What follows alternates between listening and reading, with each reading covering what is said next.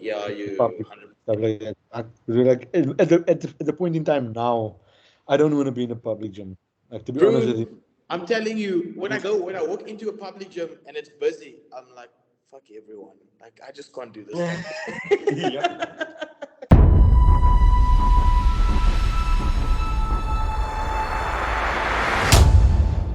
There we go. I think it's probably just us tonight, boys. I don't think I didn't get a reply from Mickey and Hugo, so. Okay.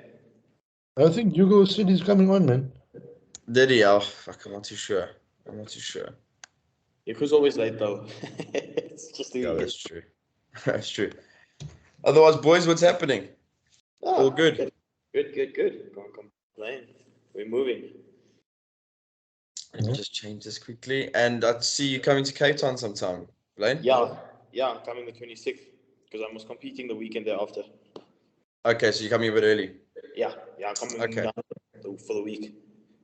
Okay, lekker. Are you excited to get back to Cape Town, or you not miss it really? No, I do miss Cape Town. I can imagine. Yeah, I do miss Cape Town. I miss the people. I like the hustle here though. I genuinely do enjoy the hustle, but I do miss the people. A lot of my friends are still in Cape Town, so I miss a lot of my friends.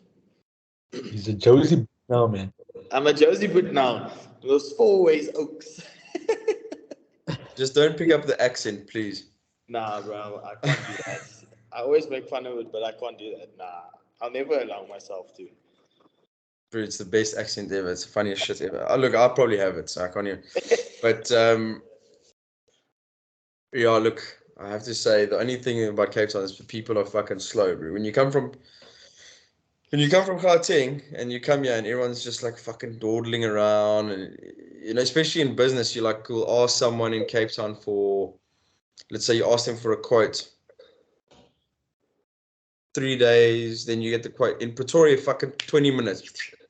Bro, done. It's crazy. The hustle is crazy this side, dude. It really is. Like, I have to be honest. It's a change of pace, eh? Bro, I struggled in the beginning. Hey, it was a tough change of scenery. Like, it was tough to adapt. At first month was hard. Everything was so fast paced. Everyone is just like go all the time. So it was very difficult, but it's nice. I enjoy the hustle. Yeah. That's why I don't know how the fuck people make money in Cape Town, Drew. Genuinely. I think it's because maybe everyone's just on the same wavelength. Everyone's just kind of like going through it, chilling. Yeah. It's funny. I had the same conversation with one of my clients this morning. I'm like, oh, bro, the people here. Oh my goodness. So slow, like, they'll come to you and they ask you for the rates, and they're like, oh, okay, I'll think about it. Other people, especially like I was speaking to him about one of my friends had moved up to Joburg as well. He was beating in Joburg, and I said, "Yo, bro, he's making almost triple what he was making here. There, the people just fucking pay it, bro. They don't still have time to still worry. Just what's your rates? Okay, cool. I'm paying you for 3 months up front. Thanks. There we go. Probably making more money because people fucking have more money because they actually make money. But you see, the thing is, people make money to spend money there. Yeah, people make money. But also there is the new money there. Josie is the new money. Yeah, for sure. Especially in like town and whatever in Cape Town, it's a lot of old money. Yeah, they already made it, so they're just fucking blooming, and even the kids and whatever are kind of just riding the wave. You must see what the lighties and stuff drive here in Pretoria. The students, Porsches, Mustangs, the works, my bro. I promise you, crazy Really? Shit. Crazy. Fuck, bro. I remember in varsity days in Pretoria, I was driving fucking Tatas and Datsuns and. Not anymore, bro. M3s pulling up here, bro. I promise you, it's nuts, bro. That's interesting. Yeah, it's crazy. That's interesting. Okay. Anyways, that's enough about these fucking people. I'm actually also, but just before we carry on, when I went back to the show, what was it now? Oh, the All Africa. When I went back to Pretoria. Even I was only there for 10 days. And in that 10 days, I could literally feel look, I haven't really slowed down yet because I've been literally just so busy since I got here. But even just 10 days there, it was like I was more on edge. I was more jittery. I got into more road rage. Like everyone's just fucking like, dude, you do. you know? You do. You do. You go, what's happening? Before you even come on here, go change your t-shirt because we're all wearing black here now. You come here with your red t-shirt, bro. No. Yeah, did you get the memo? You'd have to put on a black hoodie, bro. I'll be right back. He's gonna go change. Oh man, I'm the odd one out here. I was about to say we're all wearing black here now. Black comes on here with a red t-shirt. Didn't get the memo. Doesn't have much of a choice. There we go. My man. That was quick. Why's my sound gone now? I can barely hear you guys. Now we can hear you. Can you hear me? Okay, that's sweet. No, it's probably just my thing. You have me, bro. That's what's going on. Say again? All this fancy kit that you have. My fancy shit, and then it doesn't work. Yeah. Plain simple. Just use the laptop.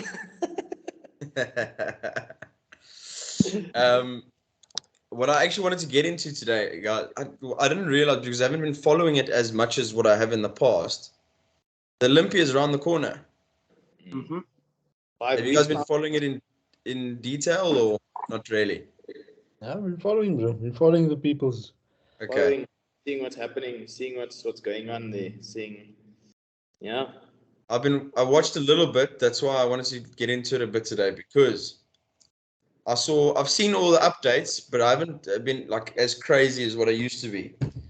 But what I did see, which I literally, I just stood there and looked at the photo for about 5 minutes. I was like, what the fuck am I looking at? Was Derek. Oh. Yeah. Derek and Samson's gonna be a show this year, eh? I agree. Samson is. But what about Hadi? Hadi is still there. Definitely. That's gonna be tough. Like Samson still has to take out Hadi before he can get to Derek. Samson has to take out Nick again, but I think he'll do that easily now, though. I don't think there's really conversation. I don't know. Too much size. No. I think shape as well. That shape just like Nick can't compare to the shape, so yeah. I think Samson is top 3 for sure this year, I would say. And you can't bank on conditioning because everyone is looking conditioned already, so that's the thing. So they're gonna opt for shape now. Yeah, you see, that's I don't think that Samson has the conditioning just yet. Like he's got. You see that picture today that he posted? With the hamstring. I saw. I literally just saw that. But that was like, if I compare his to like Derek's look. Derek already just has like that paper thin type of look, and Samson, like, I'm not saying he's not conditioned, but if I put 2 and 2 together, I'm like Derek has the more peeled look for me. So your fancy camera's not going to show that shit, bro. Can you see that? Yeah, that's crazy. I don't know. I still like Derek though. I like Derek's structure and what he brings, to the stage. So I want to say it's going to be Derek, possibly Hadi again in first and second. I think third is going to be a bit of a battle, but I don't know. You never know how these looks are going to show up on the day. Like it's all well and good on photos and presets and shit like that. I mean, we saw what happened in Grimes as well, right? Man looked phenomenal. Then he came to stage and conditioning wasn't what it looked like on social media. So, but we do know that Hadi and Derek hits the mark when it comes onto conditioning. That we know. Hadi brings him in. Samson will see. Samson will see. That's like the ultimate goal as a fucking coach, eh? First and second at the Olympia last year. I mean, that's mad. If you can do that again. But I don't know. Is it crazy for me to think that Hadi could drop all the way to third place? I think you're smoking something there in that department of yours. You never know. The guy, like, the thing is, if Samson That's comes the in condition, I mean, equipment. he's got the size, got the shape, I agree with you. I agree with you. but if It's gonna that look that because I mean look at the improvements he made from the Olympia to the Arnolds. That was fucking mad. Yeah, it was crazy. Now from the Arnolds to now, just the way he's looking now. So because remember he's gonna be the biggest bra on stage in terms of stature alone. And then, but yeah, like I mean, it's gonna go. It's gonna come down to the nitty gritty stuff when it comes to these guys. You know, it's gonna come shot for shot. And let's be honest, I mean, from the rear, he's not gonna. It's gonna be very difficult to beat Derek number one, and then same with Hardy. I mean, the only thing that Hardy was lacking a little bit last year from the rear was the hardness, and I don't think they're gonna miss that again this year. I'm sorry, they missed it slightly because they went for the fuller look last year, but I don't think they're gonna leave that to chance this year. Mm. And that what was do you think? only that lower back I area. agree. I agree. Yeah, Samsung's made impressive improvements, but it's when you turn around, it's just it's not it's out of the park. There's no. I definitely agree. yeah, Because remember when it comes to that level, they don't look at what they don't care what you have, bro. They're looking at what you don't have. They're looking like, this, but I don't have this. This, yeah. I but know for Yeah, sure. yeah. That is true. That is true. The thing is, it's just like, how much can he improve? You know, obviously he can. I'm not saying he can't, but for me, it's just like, how much can he improve? With other guys, like, they've improved. But then again, he's fucking Mr. Olympia for a reason. He's Mr. Olympia for a reason. So it's gonna be a tough one.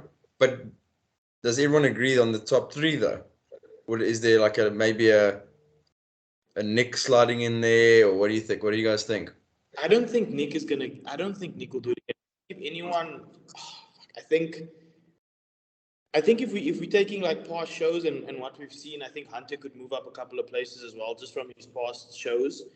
But I don't know if he's going to edge into the top three. I highly doubt that though. I think that top three is kind of just going to be between Hardy, Yeah. uh, and Nick and Samson. That's just what I think though. yeah, Okay. Yeah, it seems as if, yeah, it's a tough one. Is it just me, or is this Olympia doesn't seem as crazy as last year's Olympia? no, Or is it just because I haven't been following it as much? I think it's the hype is up even more than ever. Is it? Okay. Uh, Okay. People are prepared for it, like genuinely. I think people just want to see what's going to happen in the open class, and obviously with Sebum. I think that's just the what people want to see. He's going Yeah. to get the title again, and is Hardy going to also, going to be crowned? But they also want to see Samson, because Samson is like crowd favorite now. Samson's become a crowd favorite. Like, That's true. you Oh, know, he's traveling all over the place. Did you guys watch he did that like weird Japanese TV show? what? No. What did he did? Well, What? it's not like he was in Japan and he like sat down with like a row of different people that have never seen a bodybuilder before. And they're all like, What? what the fuck is Yeah. this? Like this guy sitting with a vest on, he's like the biggest human ever. They're all like, what the fuck? And they'll just ask him questions and shit. So he's been doing like a world tour. Like people love this guy, you know? Like he's yeah, you're right, he's a fan favorite. So we'll see. We'll see what happens. But it's crazy. I don't know. It's crazy to think that now like people, including myself, are like, no, like he's definitely gonna beat Nick. Comes down to shape. That shape, like Nick's shape, is not the greatest. Like No, it's he not. does really well to make his waist look a lot smaller. Like he's really like like obviously you can't do anything, that's genetics, but he's really done well to perfect his posing in that sense. However, he still doesn't have the prettier shape. If you put him and Samson together, Samson does look better when it comes down to shape. Yeah, and I mean, geez, he's got like a head in heart on Nick, which does, people can say whatever, it does make a difference. Is this huge guy, your eyes are automatically drawn to this monster with this pretty shape. That's why like guys like Sean Roden and Cedric and that, like as they walked on, everyone was just like, even though they didn't win all the time, they just looked fucking crazy. You're like, okay, like your eyes are just drawn. But I think that same type of thing will happen with Samson and Nick. Really? We'll see. We'll see what happens, boys. The other thing is, who can beat Chris Bumstead? Nobody. No Okay. one. Nobody. Okay. Sorry. Man's untouchable. I don't think anyone can beat Chris. With added weight on as well, even though it's so slight, like a little bit more. Another year with Hani. Come on, Nah. it's Hani. Yeah, and he really looks mad. And he's Absolutely mad. I love like it the fact that he said like it was the toughest start to prep ever. It's like, really? You're gonna show up on show day and make all of us feel so bad because you had a shitty start to your prep and then you still come like peaked in. yeah, Like and better than ever before. even Hani said like they usually take a break. Chris was firing full force, full off season, everything to make those improvements. So I'd actually be very very keen to see a different CBUM, a better CBUM to last year. I mean, last year was like peak CBUM. Now imagine an improved CBUM from then to now. I mean, last year they were nitpicking, oh, his bicep and this didn't look right and that didn't look right. Now they can't really say, oh, his bicep looks good now. So I don't know. It's gonna be exciting. That's fucking true. That is very true. Mm. Actually, I didn't even think about that. We're talking about Hani having a first and second at the Olympia and a classic physique winner. It's fucking crazy. Crazy. He just knows what to do, bro. He just knows what to do. Magician. Yeah, yeah. And it just seems like it doesn't matter. It almost doesn't matter the person. No, Like I some did listen to guys, his some podcast. coaches, they just can't nail some guy. Like, let's say, Again. whoever for like Regan, let's say. Like, the coaches just can't get it right. And it seems as soon as they go to like Honey or Matt, they just fucking on. He just does something different. Yeah, look, Hani knows, but I think it just comes down to because I watched Hani's one of his podcasts that he had. I think it was actually with CBUM. I'm not too sure if any of you guys watched it when they asked why he moved. And Hani also said initially they first had that first like period where they first saw if they would work well together, because that kind of like lays the groundwork for how things will ultimately go with it. And if that groundwork isn't laid, like Hani said this, he was like, it's going to be difficult to actually establish that relationship, because then you're not going to work well together. Yeah, for sure. So sometimes it comes down to that as well. I don't know. Hani just knows what to do though. The thing is, I agree with you because it is, if you have a good relationship with your coach, it does make that much of a difference. You're not like fucking arguing, and it's like, okay, you guys like have a set plan, and there's open discourse. So if you guys have an issue, you can sort it out and get it. But I that's know a what lot of people that had like disputes with their coaches, and their coach like, no, do this, and like, fuck that, I'm not doing that, and then they do something completely else, or they do their own thing. yeah, So it does. It's also quite important. it is important. It is important. But it just seems like Honey just has that type of relationship with all the guys now. They're just absolutely smashing. Then again, he's a very likable person, and he's got the resume. It's about building that resume. He's got the resume, and he's a nice guy. It's a combination that's gonna win. But yeah, let's see. Who do you think's coming second in Classic this year? Probably Dino. Yeah. Just from track record from like last year, but anybody can come in. I mean, Urs is still there. Terrence is back on the scene now. But I don't know. Like I spoke to Ahmad about his showing at the Dubai Pro, and I didn't see like because the live stream was terrible. I don't know if you guys watched the live stream. No, But I I didn't love watch it. Terrence. Like Terrence, I love Terrence. He's like he really has like the classic physique. But I also didn't think he brought that conditioning. And I mean, if you really look at Sebum and Dino and Urs, they pull through with the conditioning and their frames also. Like they've also got the structure and the frame. Yeah. But to me, Wesley had the superior conditioning also at the Dubai Pro. So I don't know. It's going to be an interesting one because there's a lot of guys coming up to Classic now that's going to be in that lineup. But I think the top three will be last year's top three again. I do believe that. I don't know, Yiku. You can let me know what you think, bro. What you think the top three is going to look like, or if it's going to change. It's difficult because for me, I gotta agree with you. Like the fact that like Terrence doesn't have that like exact same conditioning. He has the fuller and bigger look. I remember he posted a side by side of last year's back double and this year's back double, and it's a big difference. I didn't know actually it was that big. But he does have the Legion Sports Festival, so that's another show that he needs to do. So that's even more another peak, which could make his conditioning even better going into the Olympia, or because he has to peak twice for Dubai and Legion, he could have a little bit of a problem coming into peaking properly for a third time now for the Olympia.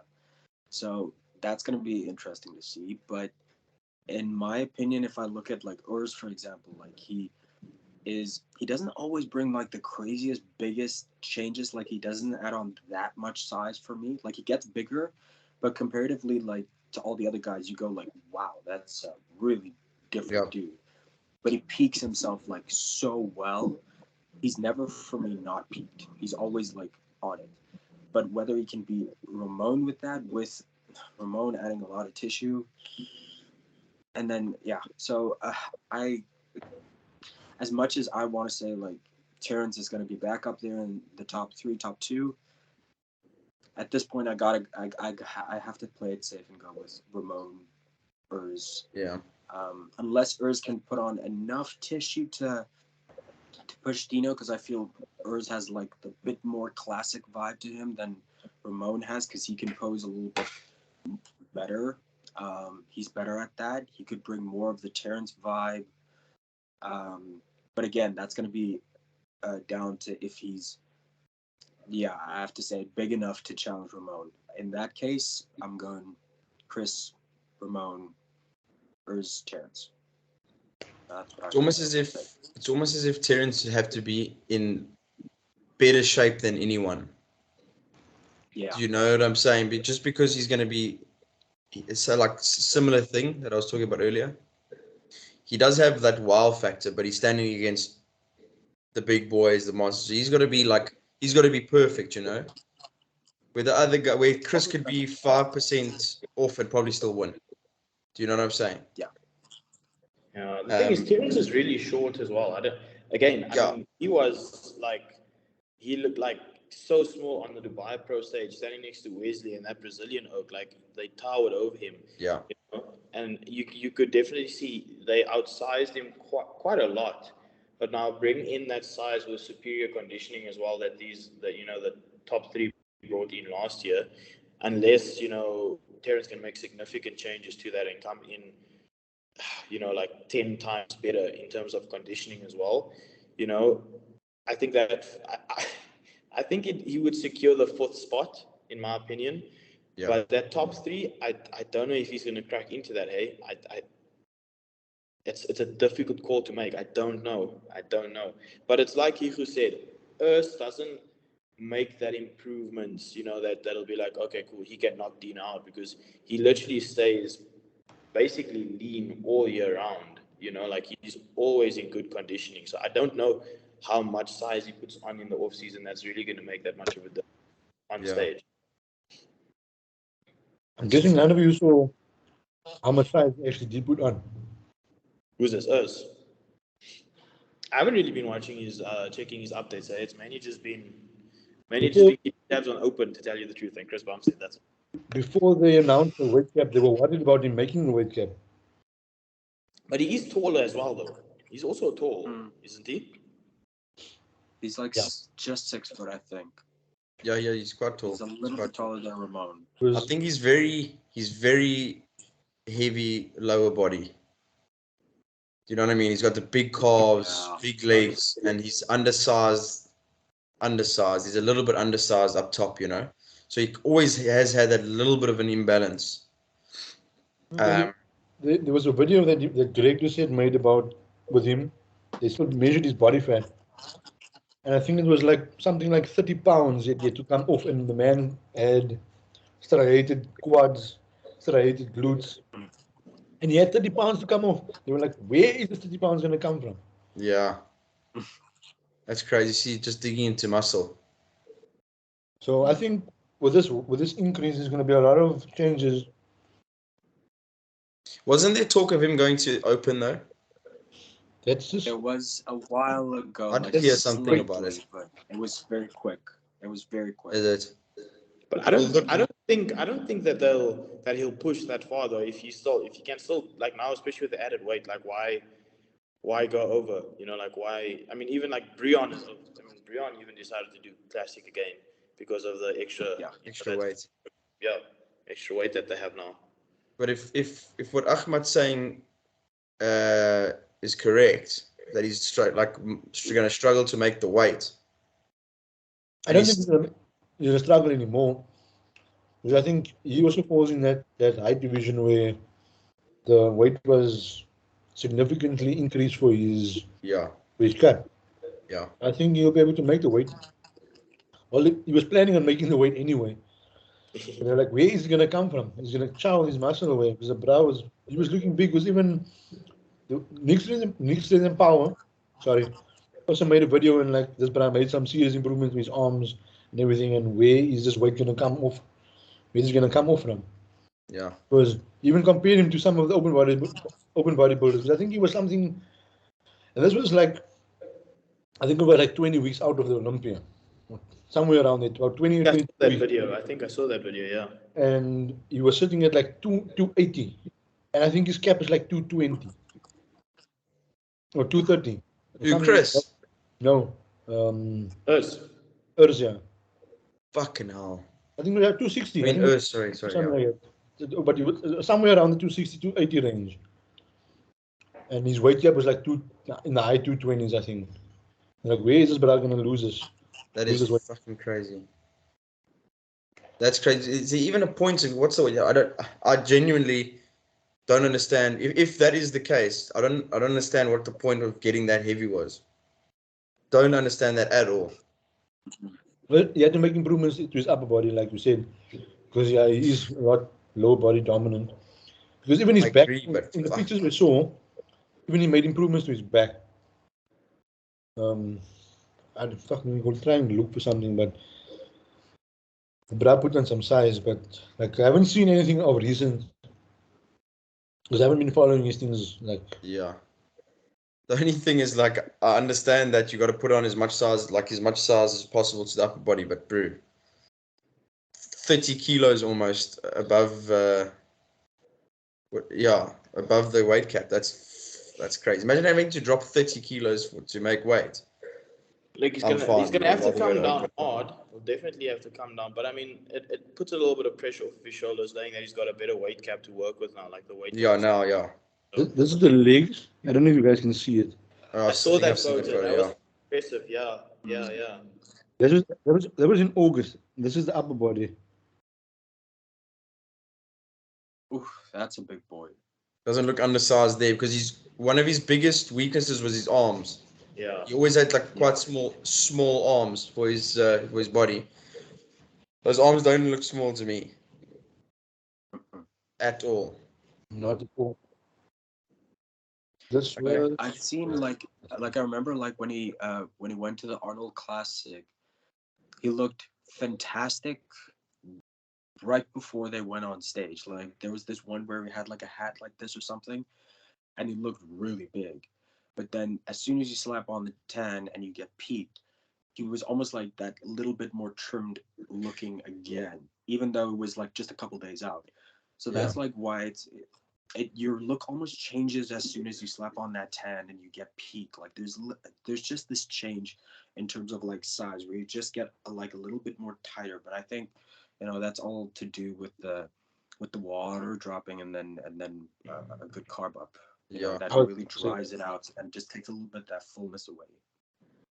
100%. I've also seen that with him. It seems as if like he's fucking like he's big and then he gets a little bit more streamlined, especially up at the top. And the fact that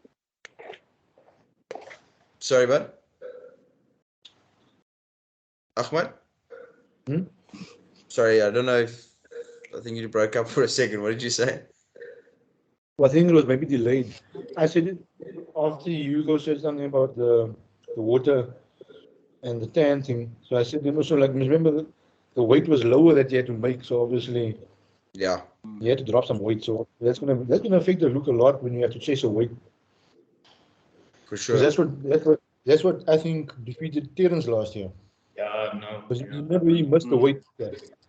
But I had to go run up and down the stairs, lose like a pound. So that look, and I know this from like from that's another level. That's a pro level. From a amateur's point of view already. Like like I used to chase a weight cap. When I was competing in lightweights or bantamweights. I was competing under 70 kilos. I was chasing that. I was fucking scared to stand against the bigger boys. And I was just chasing the weight. Didn't even though I was trying to compete under 70, but I looked my best at 74. So I was like, I that 4 kilos and looked worse than actually. I was like, just didn't do me justice in any case. No, for sure. Now just think about it on that level, what it can do to your physique by chasing a weight cap. But I guess it's the same as everything in bodybuilding. It's also very person dependent how they respond to it. Eh? And also like the timing of everything is like everything must be planned properly when it comes to the team on that level. Yeah. So you can't leave it to chance to like, no, I'm gonna lose the last pound the day before weigh-ins. 100%. Yeah. That is leaving it for chance. 100%. Actually, talking about bit of a deeper topic, but talking about classic and bodybuilding, open bodybuilding. You guys obviously heard about the whole Neil Currey situation. Sure. Did it ever come out? Because I obviously watched quite a few things on it, and then after about 2 weeks, I didn't hear anything. Was there any other updates on actually what happened? What was the cause of death? I know they said. I think I heard it was an overdose, but I don't know if it was on purpose or not. Was that kind of where it got left off? Do you know? I didn't see anything after they initially announced that he had passed. Yeah. Which was quite a shocker because I was quite excited for his I haven't been following it, to be honest with you. stage. But yeah, it's sad, man. But I don't know. I never saw any updates. I don't know if you guys did. Last I heard and was when they came out and said he unfortunately OD'd. They don't know. I don't know if it was intentional or not. But that's all that I know. Yo, fuck, it's such a shame. It's such a shame. Fuck, because as much as like it just seemed as he just seems to be such a good oak as well. But I was also looking forward to. He just had also one of those such a different physique. Like he would stand out on stage. It was like so different. Yeah. And he was going to open. The guy If I'm was not mistaken. passionate. He was crazy for bodybuilding. I mean, when he said, I mean, you could just see in like how quickly he got on the open bandwagon. Like as soon as he said like, class isn't gonna work for me. I got to the Olympia, but he was too tight with that weight cap.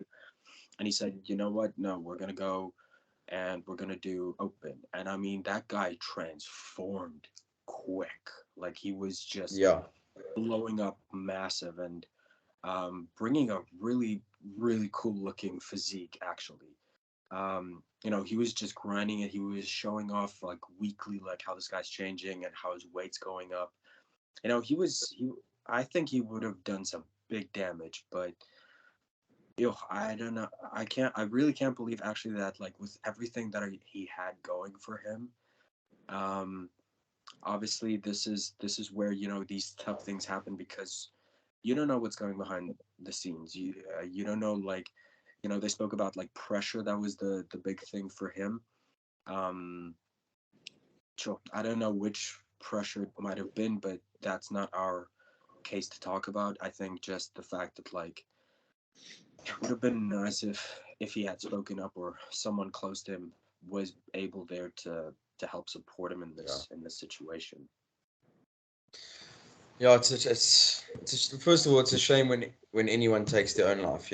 Obviously, it's just, and then like you said, Hugo, it's when someone that's got everything going for him when this happens, and it's not the first time, in bodybuilding. I mean, it's happened a few times that we obviously know.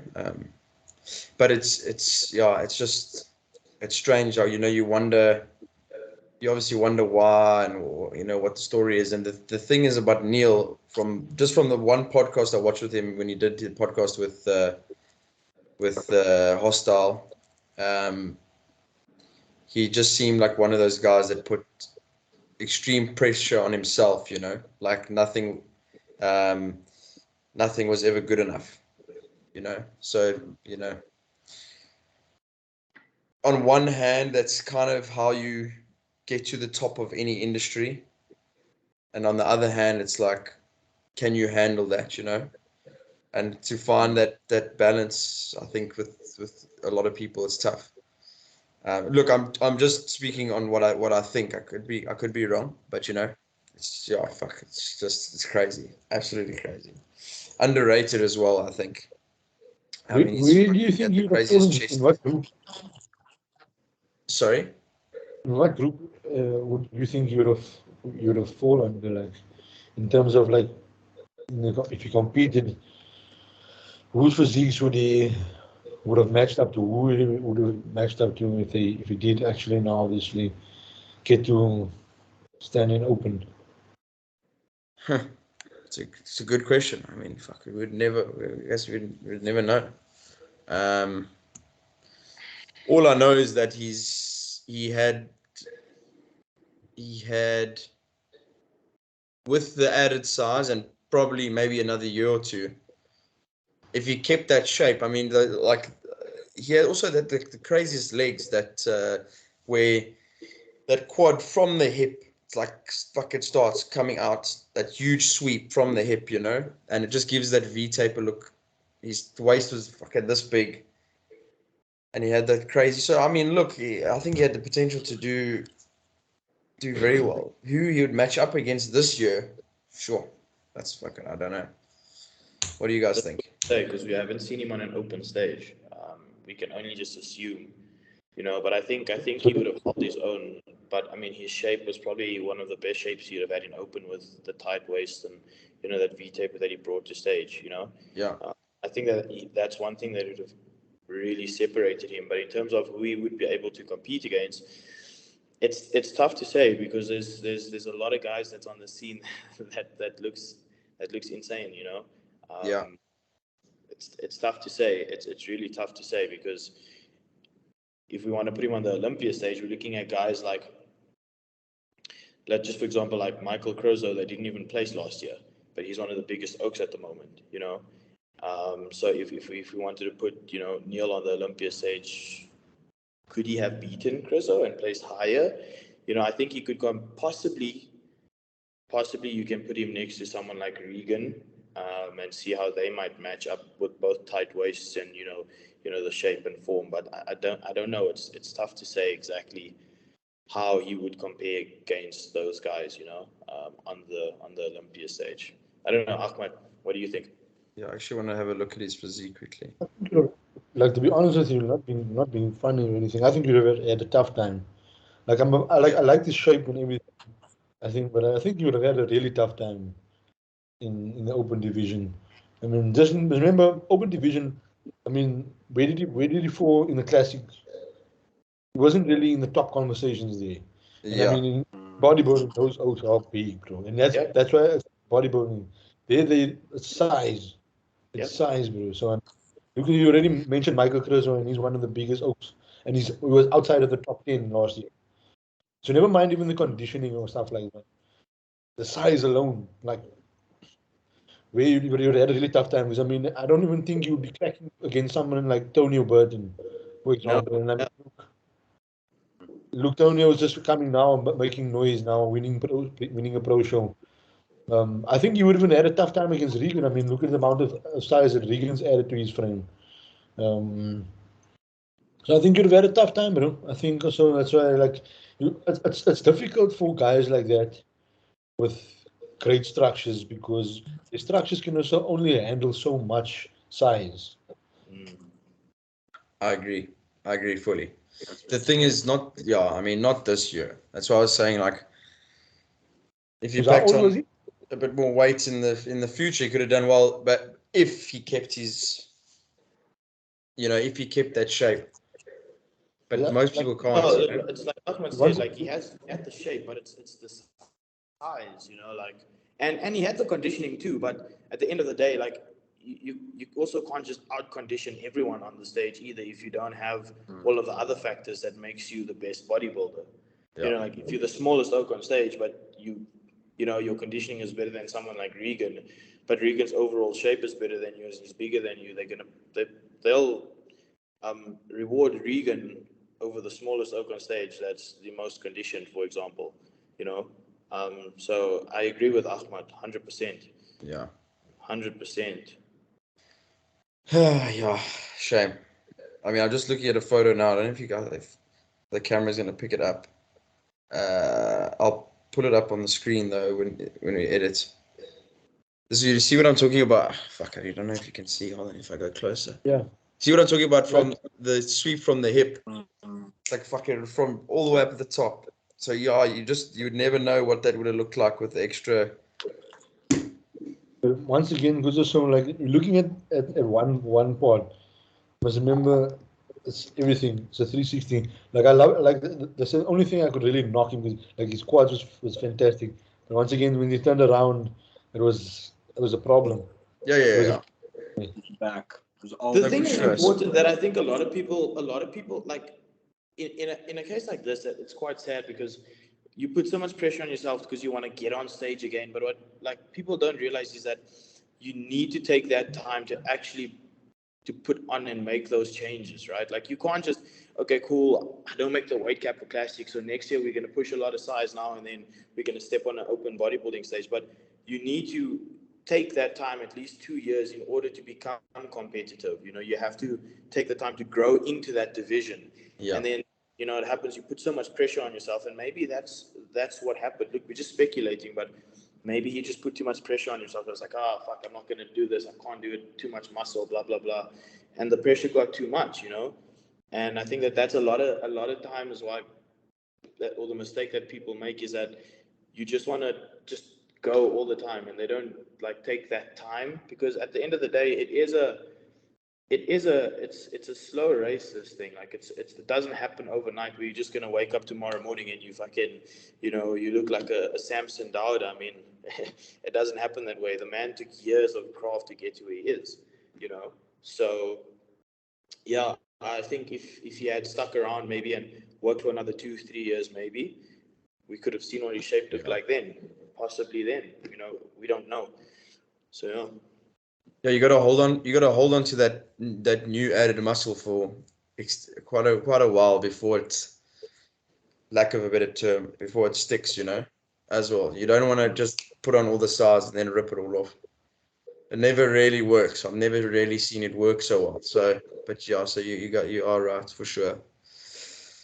But yeah, look, rest in peace. It's not nice. It's really, it's crazy, and it just like out of the blue, like I don't think anyone spoke like about it, or there wasn't like any inkling of it. So yeah, it's just crazy. Anyways, before we go, this is what I actually wanted to ask you guys, because I haven't asked you guys this before. We can just go like, I'll go Blaine, you go Ahmad. I want to know. I've spoke to Ahmad about it, but I haven't spoken to you guys. What got you guys into bodybuilding? What was the thing? What was that tick? You're like, okay, this is what I want to do. Yeah, so I'm going first, right? Yeah. Okay. Go first. Drew. I think it was, to tell you the honest truth and be completely transparent with you, I started training. I went to the gym when I was 15 years old for the first time I started training.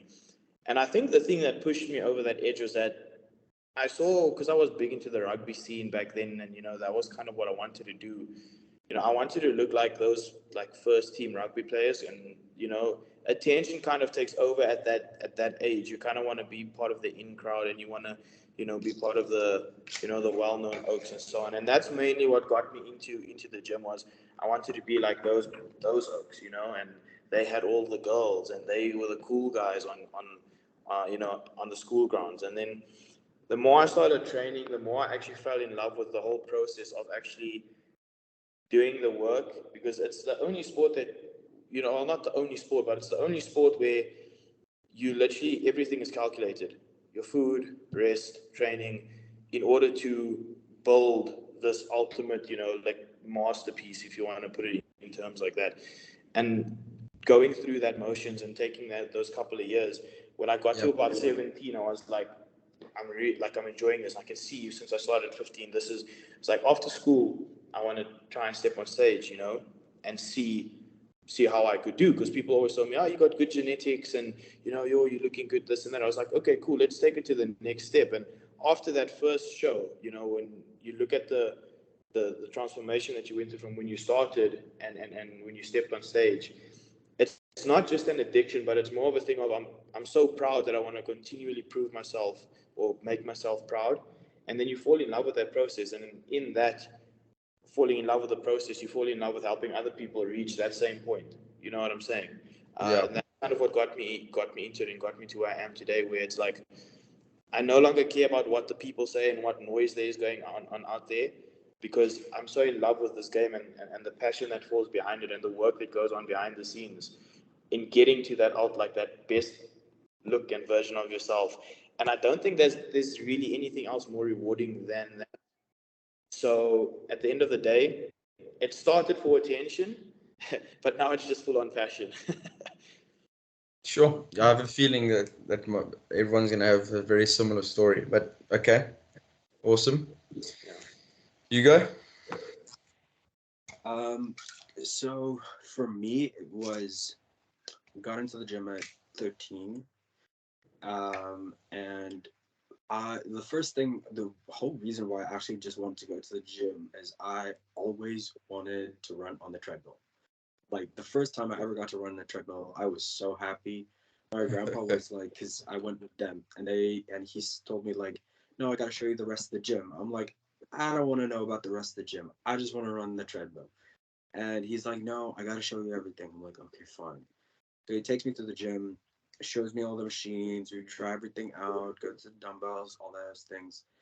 And I just kept going back to the treadmill, and I do like a 20-minute run or something, because that was the max. And then I was like, oh, okay, let me get into it. Started falling in love with the weights and how it felt, and I meant to do everything like it. It kind of became a thing for myself. And then I would always hear people like, I mean, I was into CrossFit at one point, then I went to weightlifting. Oh no. And then, yep, I was there, but I saw the light, and I mean, I was just feeling like I needed a change of scenery, and I didn't feel like this was doing it for me. I was getting a lot of injuries from CrossFit, and from that I was just like, no, this is not working for me. I don't like this anymore.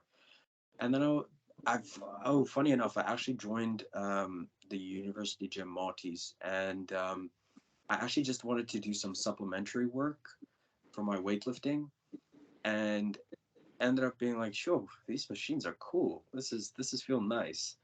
And I got so into that again, and like I started seeing like the changes in the look and everything, and I was like, wow, geez, this is quite fun. And then after enough times of people telling me like, yes, you should try out bodybuilding, I was like, okay, fine, you know what, let me try. And I started giving it a go. I mean, obviously at that point I didn't have a coach or anything. And then I think I saw like a picture of C-Bum after he won the 2020 Mr Olympia, and I was like, ooh, this is it. This is what I want. I want to do classic. And sure, that it went from 0 to 100 real quick, and you fall in love with just being suffering, like, because the thing is, like, you understand that the more effort you put in, the harder you work, not just in one area, not just in training, but everything, your diet, your sleep, making sure that every single little thing is there, becomes addicting, because you just constantly seek perfection every single little small thing that there is. And then when you stick so closely to the plan, you see how it actually works. But you have to give up the fact that you are comfortable. And I like being uncomfortable. I like being in a situation where I'm being pushed. And I remember last year when I was like, I am not straying from this diet. I am sticking to the plan. When you get through that and you actually feel what hunger feels like, when you actually start feeling hungry, you are starving, you are struggling, and you just tell yourself, nope, nope, nope, keep pushing, work for that goal. And you see how the progress happens every single day, every single week. Yeah. Very small little changes.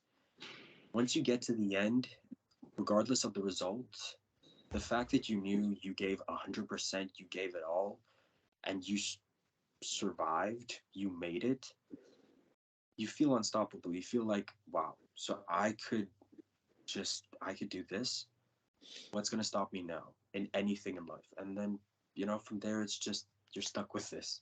You're stuck with this bug. And it happened the first time that I competed.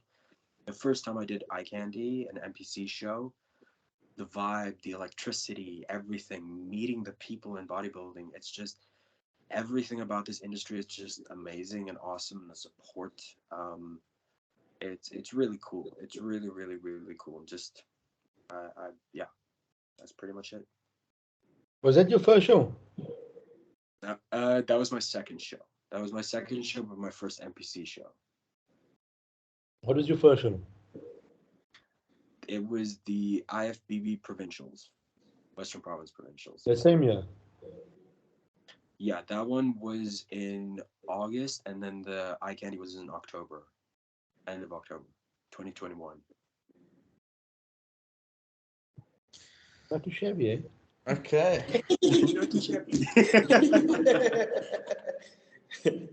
Still haven't even freaking like this one is gonna be now. This eye candy is gonna be my 5th show, and then the African Pro will be my 6th. But I'm not even like at double digits with shows or anything, so very much wet behind the ears, Yeah, I did But both. me neither, though. I'm not One. double digits yet either. So you and me both. With the young ones here. Yeah. But it's good. You're still It's good that you rookies.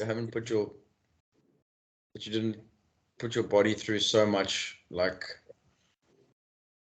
since 2020. You know what I mean? Did show after show after show. You've actually, like Blaine was saying earlier, you actually put in the time to grow and do what you needed to do, and not just like, oh fuck, I want to compete and 100 times in a year and whatever. So it's good.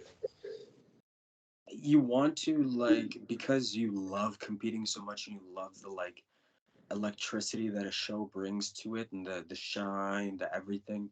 You do really want to, like, I mean, Yeah. it's tough not to do shows like for last year, like William Bonac being here in Cape Town. I really wanted to do that show. I remember telling Blaine, like, yes, boy, like, I really want to do this one. I've always wanted to do Muscle Militia. The fact that it was here again, I was again tempted by that.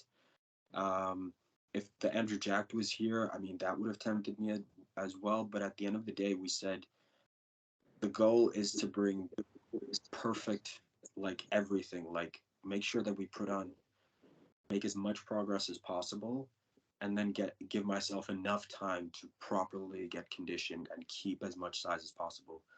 And that's kind of where you just have to take a step back and just honestly be like, what is your end goal? Do you want to have fun, or do you want to bring your perfect best? Because you can bring your perfect, but could you be even just a little bit more perfect? Giving yourself, because now it's another extra 6 months, so it's a month or two extra for a little bit longer of an off season, and a little bit longer of a prep. Taking a little bit more of my time, not just rushing everything.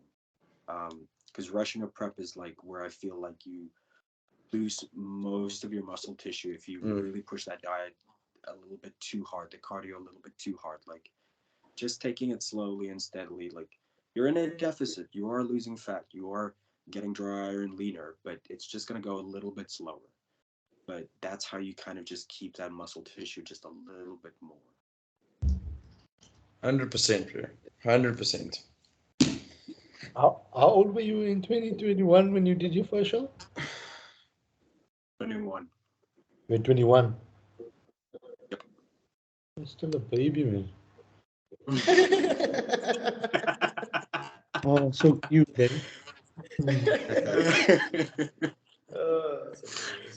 Okay, Pretty Ahmad, much. Pretty. I know I've asked you about it, but I mean, on the Yeah. podcast, we haven't spoke about it. So Mm. you up? So, how it started for me, I was into sport, man. So I played cricket and hockey, provincially. So I was always like fit and all that stuff. So I was always in the gym, so and stuff like that. I was always one of the fittest guys when it came to like fitness tests and stuff like that, because I was training and all that. I Um, always saw Ahmed at the. I'm sorry to chime in, but I always saw you at the gym with Javandre and Dieter and those guys because Ahmed was in Kimberley as well, so that's how I know Ahmed. Yeah. so um, everyone was like, now because I really started putting on more size when I went in my first year of university. That's when things really started like because I focused. All I did was study, go to train, sleep, study, train, eat, sleep. That's all I did. So I really started putting on size then. Um, and then yeah, like the cricket, I was more focused on cricket than hockey, but yeah, I was like still dabbling in both. Um, and then it just came to the point where I was like, I'm not really moving forward in it. Am I really gonna make a life out of it? And that's when I decided, okay, no. Uh, Everyone said no. Why? Because then I used to I knew I studied like self study and stuff like that on nutrition and training and stuff like that. So I had a good background when it came to that. And it was like, why don't you just become a personal trainer? And I was like, oh well. I studied PT, and then I was like I said, I was always in the gym. And then I moved to Cape Town. Um, Everyone's like, no, why don't you compete and stuff? And I still said, no, I'll never stand in that small underpants and stuff like that. And I was like, okay, well, I went to to my first show. One of my friends was competing in the show, and I was like, I sat there in the crowd, and I always stayed in good shape. So I was like, I stood there, I sat there, and I was like, ah, man, I can stand here and I can take these guys, man. And there was a show like 5 weeks away, and I was like, no, okay, I'm gonna jump. I'm gonna do the show. So one of the PTs at the gym was when I moved to Cape Town, I went straight to Virgin Active at Wembley Square. So actually, the owner of my gym now, Lloyd, so he was actually the one who helped me for my first show.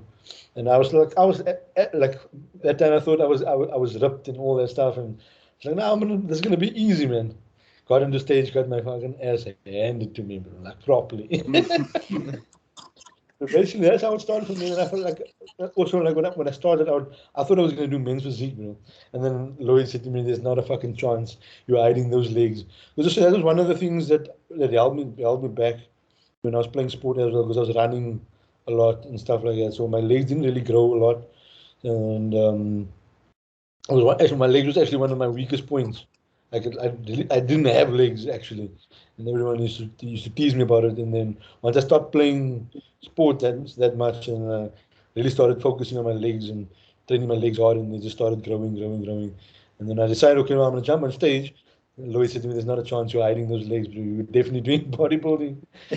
That's how it started for me, bro. Like I went to a show, um, got humbled, and then I was like, nah, I can't leave it there.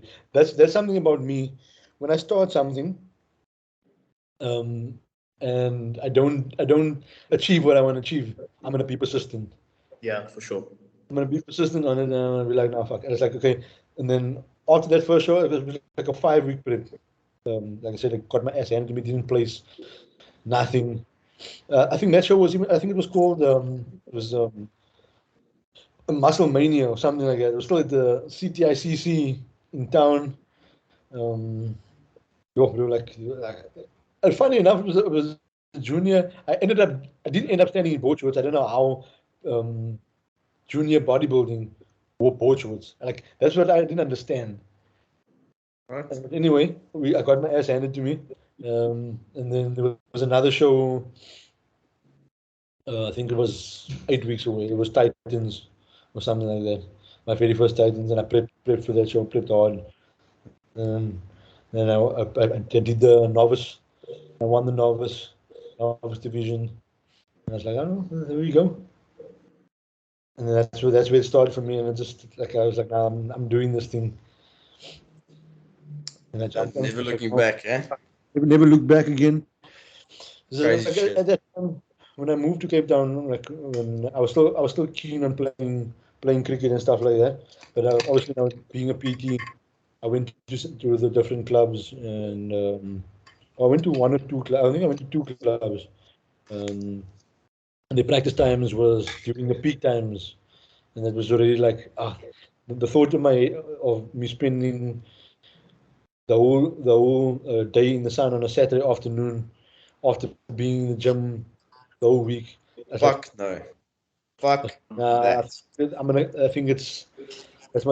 call it there.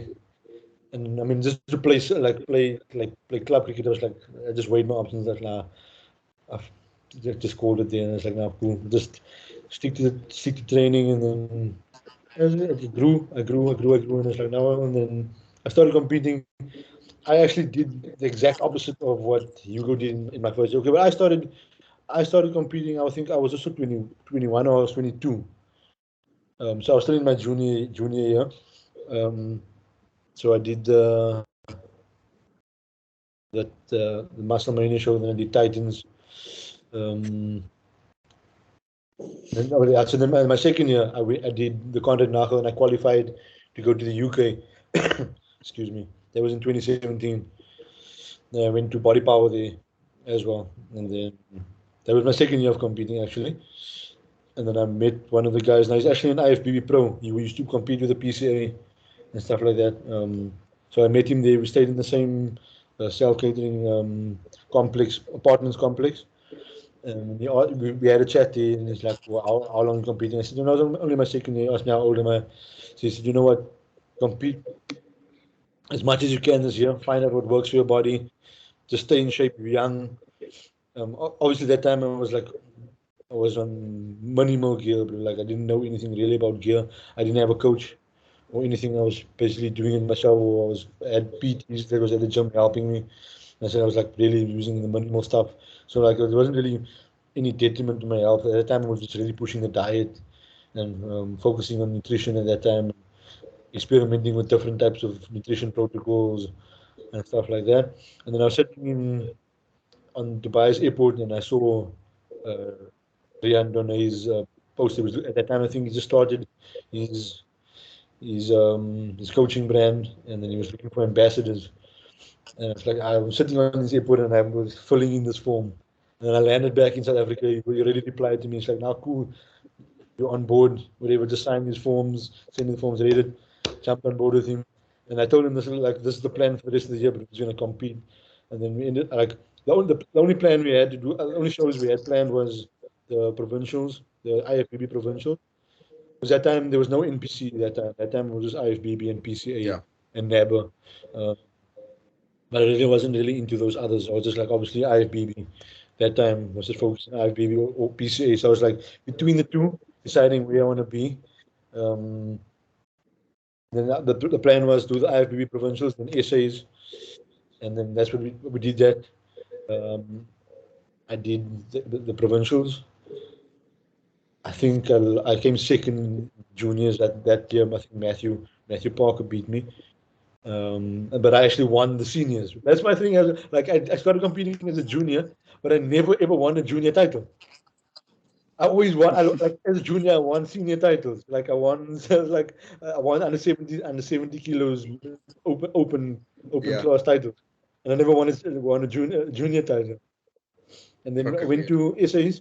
Um, essays, I didn't do juniors at essays. I did the senior lineup, and I came third. At essays. I was like, shit, okay. But I think I should have actually even came second because the guy won the class. He won overalls. I mean, he stood, and that was crazy actually because he stood against like subs and those things. Bro, when I saw that bro for the first time, I was like, holy shit, we do Yes, this. I can imagine. I'm like a 70-kilo old sitting there backstage and I'm looking at this bra pose. I'm like, holy shit, look at this bra. So that was the And then you first. decided to switch to bikini after that.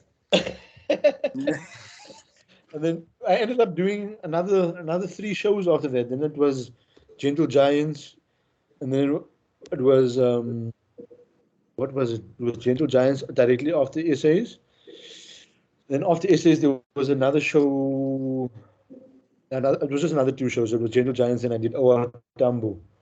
Um, Our Tambo was in Mtata, in the Eastern Cape. It was just sort of like a money show. So I was Yeah. like, what? I'm gonna jump into these two shows because they were both money shows. And I jumped into it, and like that's the thing is like as I did more shows, I just got better and better and better. So it's like this is dope actually, and obviously the whole idea was to figure out what worked for my body.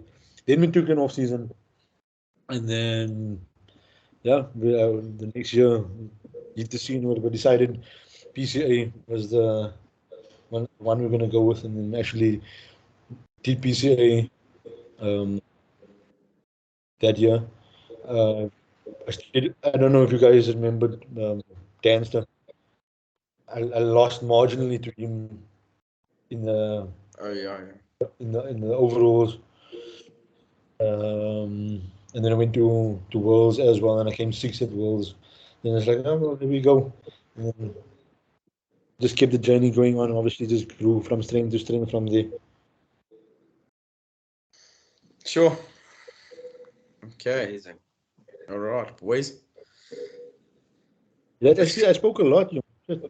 No, My whole life. it's actually interesting. I thought everyone would kind of have a similar, like, and I guess it is quite similar. You guys are a bit different. Did you ever play rugby or not?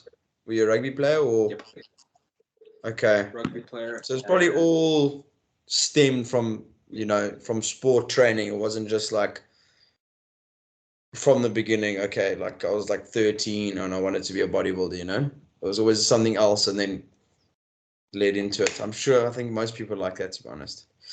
Anyways, I also think like bodybuilding wasn't as like mainstream as it is now either. yeah, for sure.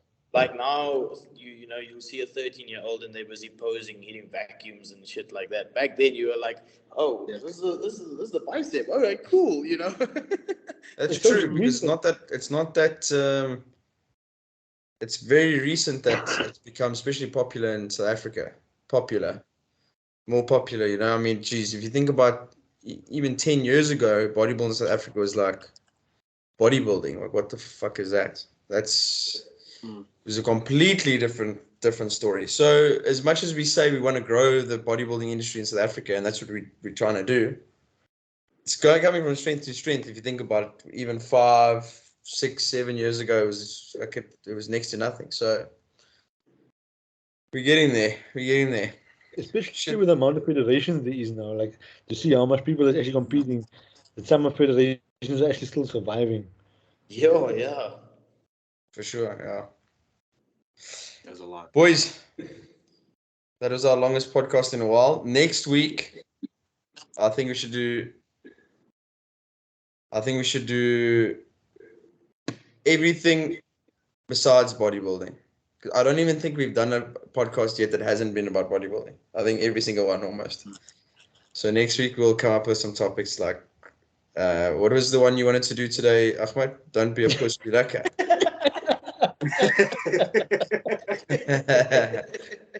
Yeah, that would have been dope, yeah. But we needed Mickey for that one. Yeah. Postpone that one to next week. Then We needed a yard bench in for that. 100%. I'll make sure Mickey's on. Yeah, for sure. Before we go, Saturday, anyone that wants to come watch or join in, we're going to have a lot of fun. Posing seminar, Devaartekant, Planet Fitness. Come join us. We're literally just going to have fun. We're going to pose. We're going to carry on. Anyone's welcome. It's free. 12 o'clock to 4 o'clock. See you then. Okay. You guys must see. Sorry? We're gonna pose for 4 hours. Well, you never know. Look, that's the time that we've booked. So if people need extra help or whatever it is, then we can do it. But look, it probably won't last that long though. As long as everyone's not too late, But yeah. Sorry, Blaine, you were gonna say? Now you guys must also just check for the seminar that we're having with JP and Hader. I don't know if you guys have seen the poster for that on the 29th. It'll also be quite cool, just for extra info and everything that we're going to talk about is going to be pretty interesting to see. So yeah, we must try and make a plan for all the podcast boys to be there. 100%. I'll be in Cape Town from the 25th, the Sunday. Actually, want to chat to you to see if we can meet up at some point as well, in that time period, because I want to try and catch up with everyone. But we'll definitely see each other irrespective, though. But I'll just let you know. The 20. You said the 20. 25th. It's a Sunday. The 25th. I just realized, that is peak week, bro. Fuck. Yeah, it's peak week, bro. It's crazy. We are 1 month and 25 days away from show. Crazy. Time flies. Flies. Just the other day we started with prep and now we're here. Right? It's fucking up. And then that last 3 weeks takes fucking forever, doesn't it? Oh, for me at least, it did. It goes too fast, actually. You think so? Yeah, it goes too fast. I'm not done, man. Okay, well then we'll try and make a plan. We'll book it. We'll be like, okay, all the podcast boys will also go. Look, at the end of the day, it'll be cool to listen and fucking carry on and meet some other people. Be good. Excited. Where are you staying when you come, Blaine? Don't know you. Bro, to tell you the truth, no. We're very in between, eh? Like it's the one place we're looking at is in Sea Point, but I want to try and be as close as possible to the venue. So I don't know yet. Eh? We were looking at different places and stuff, but then like for the week that we're gonna be there, it's like 20 odd grand for that time. It's quite a lot. So currently, not too sure. We're still trying to find a place. Okay. Otherwise, let me know. We'll make a plan. You're more than welcome to come and train there by me that whole week. Because obviously, peak week, you don't really want to be bothered by fucking people. Stuff like that. Like at the point in time now, I don't want to be in a public gym. Like, to be honest with you. I'm telling you, when I walk into a public gym and it's busy, I'm like, fuck everyone. Like, I just can't do this. I can't be in a public gym. It just gets so overwhelming. I'm like, no. And even now at my gym now, like there's like because of the season, summer coming in, it's getting busier. I'm getting irritated with the oaks there. I'm like, I started. I changed my training times to earlier because the gym is empty. I have such a relief when I train in the afternoons now because it's just me on the floor. Yeah. This is so nice. It's just me. I can do what I want to, and everything. And now because we have some new equipment as well, so I used to only go to the Virgin Actors because of the equipment and stuff that I needed, but now we have some new stuff. So I'm like, I don't need to go to Virgin right now. So I'm fine where I am now. And on a Saturday, it's just me in the weights, bro. Just me in the weights. When everyone leaves, everyone's gone. I'm coming to join you on Saturday soon. I'm gonna take you up with that offer, bro. I'm gonna take you up. I'm loving it at the moment now. As I'm enjoying my prep now, enjoying my training. 100%. What time are you? Sorry, Ahmad. What time are you training on Saturday? I know on Saturdays I normally train around 4. Around 4 or so. Okay. But that's now you're gonna be done at 4. So that's either at like 4:30 onwards, because I always try and get like at least 2 or 3 meals in before training, especially consistently now, even through the week. Because now I spoke to JP as well. Like obviously when food's going to start getting less. He said it's obviously not going to be better for me to train early in the day, because of the energy and stuff like that. Especially now spending time with clients late in the afternoon, you don't have that energy, and your sessions aren't that intense when you train and stuff. So he said if you can train earlier, it will be better. Obviously now, especially now, we're going to put the foot in the gas and really push for that conditioning, and then start, and food's going to get low, and you know the drill. So But like, I try to do like 4:30. But if you want to train, what? Let me chat to me, and then we can make a plan. Bro. We can. Yeah, sounds good. Sounds good. Whatever. I'll let you know what's the story. Look, chances are we'll probably finish earlier. I must just make sure I take meals with, otherwise I'm gonna fucking die for 4 Yeah, you hours. prep. The last time I was with you, you were living a takeaway lifestyle. I hope you have your shit together now. I get my calories in, bro. That's all that counts, eh? No. Look, diet. The sober October thing. My diet's fucking. It's on point. Absolutely on point. The thing is, I don't put on fat. That's my problem. So I just graze, bro. But now it's clean again. If I can grab it, it's fat. Huh? If you can grab it, it's fat. Grab it, it's fat. Okay. Okay, boys. Yo, sleep time. Yeah, I gotta go chow. I'm hungry. I gotta do 40 minutes of cardio still. So Oh shit. I'm gonna get going. Enjoy. Thank you. The night. Yes. And I've still got work to do as well. So There's always work. yeah, I'm always working, bro. My laptop goes everywhere with me. Yes, but if it wasn't for this laptop, I don't know what we would do, eh? Okay, well, enjoy your 40 minutes of cardio. I'll be working on my computer, nice and comfortable. Cheers, boys. See you next week. See you next week. Keep it tidy. Good work.